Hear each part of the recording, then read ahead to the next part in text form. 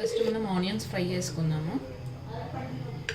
నేను deep fry కోసం అంత ఎక్కువ ఆయిల్ వేయలేదు. కోసం ముందుగా మనం ఆనియన్స్ డీప్ ఫ్రై చేసుకోవాలి. చికెన్ ఫ్రై చేసుకోవాలి. తొందరగా ఫ్రై కావడం కోసం కొంచెం సాల్ట్ వేసుకుంటాం. అదే గిన్నెలో మనం బిర్యానీ వేసుకునే అన్ని మసాలాలు వేసుకోవాలి. పచ్చిమిర్చి, అల్లం వెల్లుల్లి పేస్ట్ కూడా వేసుకొని మంచిగా వేయించుకోవాలి.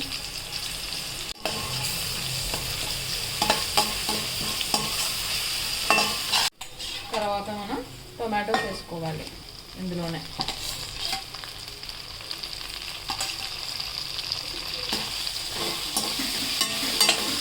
వీటిని మంచిగా మూత పెట్టుకొని మగ్గించుకోవాలి.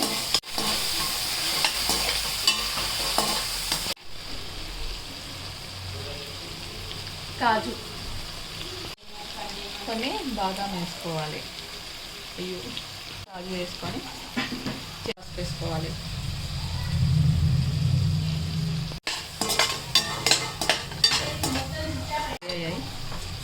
అన్నీ ఫ్రై అయ్యాయి. ఇంకా మనం గోంగూర వేసుకున్నాం.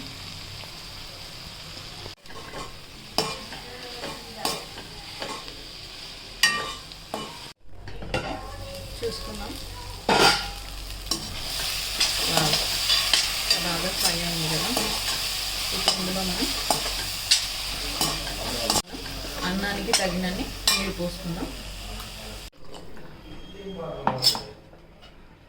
నేను తీసుకున్న రైస్కి సరిగ్గా నీళ్లు పోసాను. నీళ్ళు వేడి చేసుకొని పోసాను. దీన్ని ఇప్పుడు మరగనిద్దాం కొంచెం సేపు. ఇందులో తగినంత ఉప్పు వేసుకుందాం.